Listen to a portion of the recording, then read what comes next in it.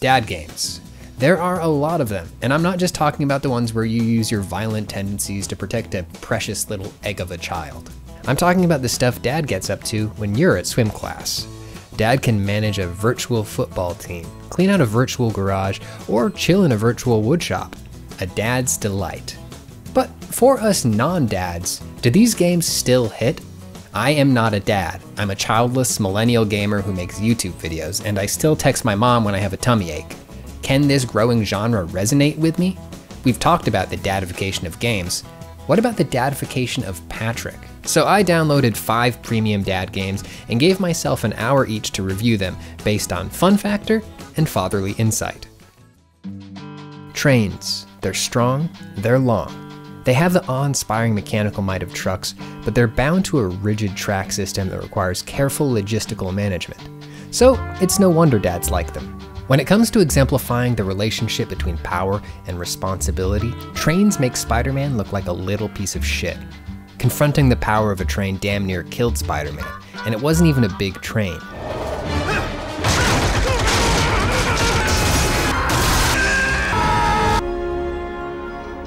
When Spider-Man neglects his responsibilities for an evening, an uncle dies.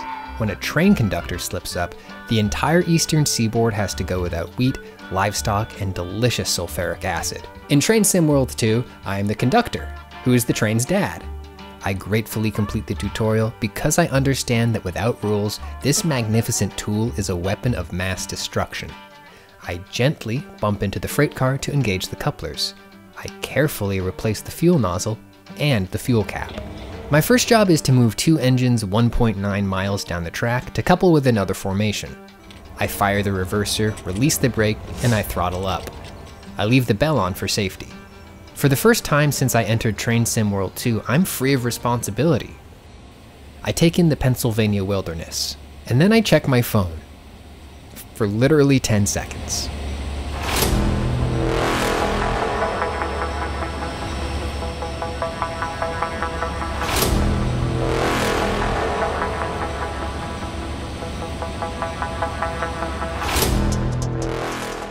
The game asks me if I'd like to relinquish this power and responsibility to someone more capable, and against my latent dad instincts, I accept.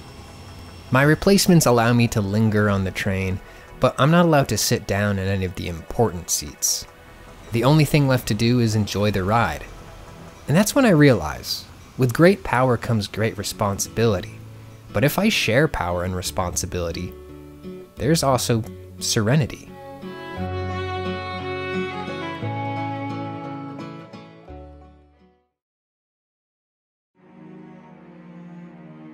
I, Dad, am the steward of the lawn. I have an avatar who looks like me. I use a roaring carriage full of blades to bring evenness and order to a system that tends towards chaos. The lawn is my private wilderness to conquer and conquer again. And that conquest is a methodical, meditative task. I decree that the best strategy is to begin on the outskirts and drive in an inward loop. The feedback is immediately fulfilling. I feel the satisfying rumble of the engine in my controller.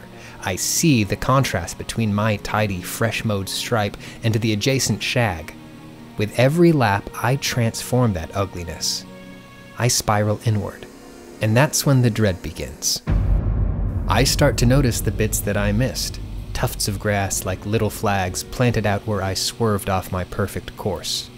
Doubling back now would be a dangerous disruption to the plan. But the grass doesn't forget, and neither do I.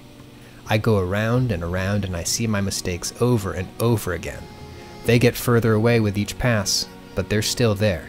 It's here that Lawn Mowing Simulator cuts to the core of what I imagine is the dad experience.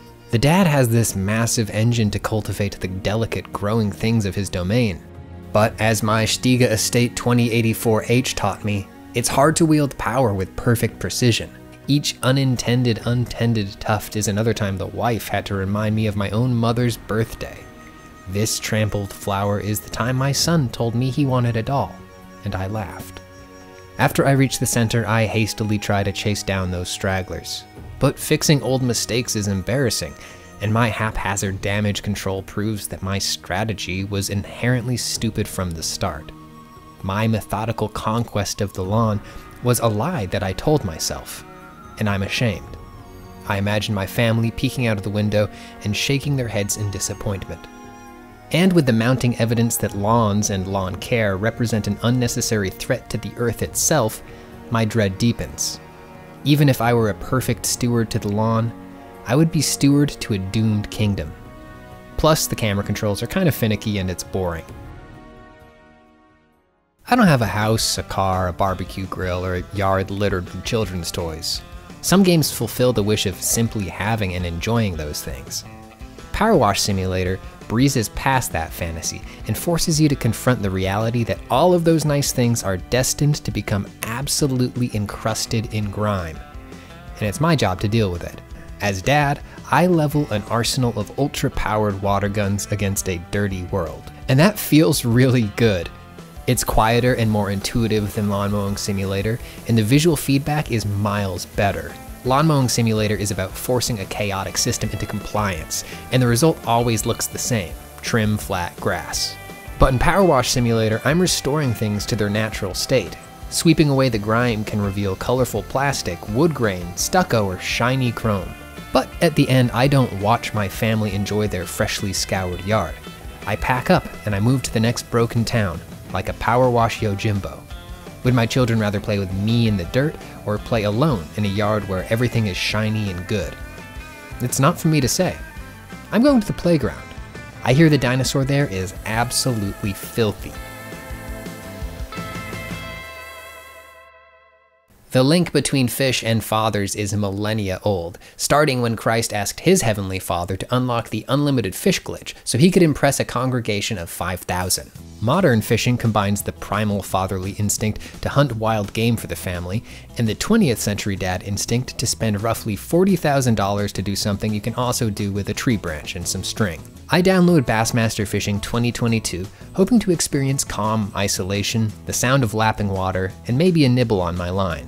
I boot up the character creator, and I'm able to slap together an avatar that looks a fair bit like me, ensuring my immersion.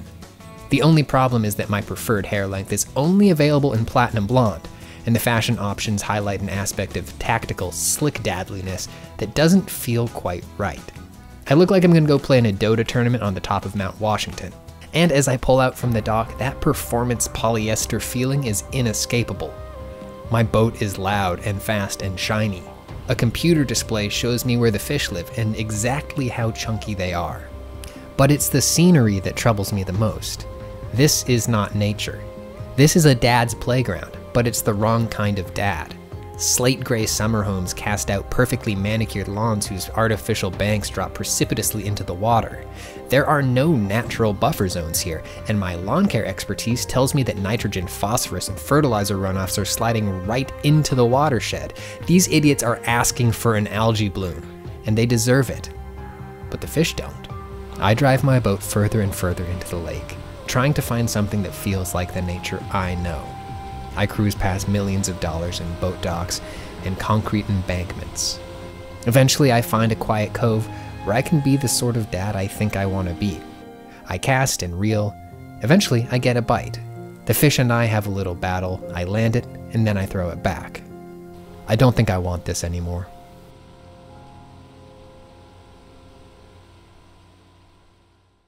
Golf is a bit like backwards fishing. Rather than traversing great distances across wetness, you trudge through verdant fields, and instead of using a special stick to coax an animal, fish, from its natural habitat, wet, you use one to escort an inorganic object, ball, into its man-made home, hole. Golf, like the other dad hobbies, is methodical, meditative, and expensive. But unlike the others, it's not solitary.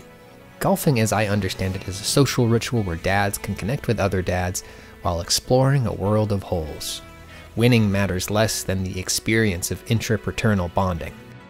Lawn's looking great this year. I planted clover. You know any good contractors? My wife wants to lease a Miata. Can you believe it? A Miata! I hope the golf club can make me feel less alone in my dadly endeavor. So I boot it up and I create my avatar. Once again, the default option looks a lot like me. Perfect. The gameplay is a simple matter of timing. I power up my swings and then release them at just the right time for maximum accuracy. The sound of the ball clattering into the hole is a soothing reward.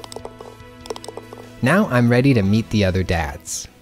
But my first matchmaking partner isn't looking for conversation. No questions asked, just anonymous hole action. Another partner drops in and out without even exchanging pleasantries. Not even baby Juggy 08 is interested in making a friend. I return to the pro shop to ponder.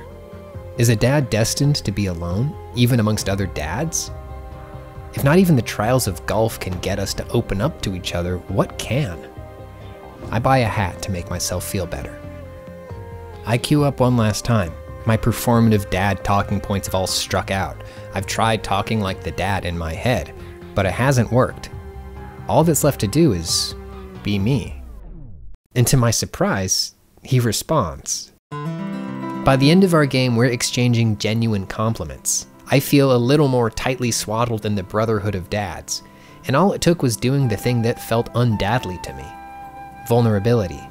Why did I think that sharing my fears and insecurities was unbecoming of a father? That's a question to unpack in another review.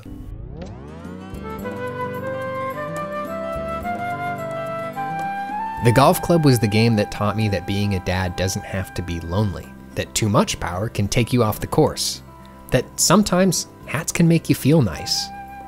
Dadland is a conflicted place. It's lonely, peaceful, powerful, healing, rules-driven, serene, isolating, and responsible. And all of those are resonant feelings, even for a non-dad like me.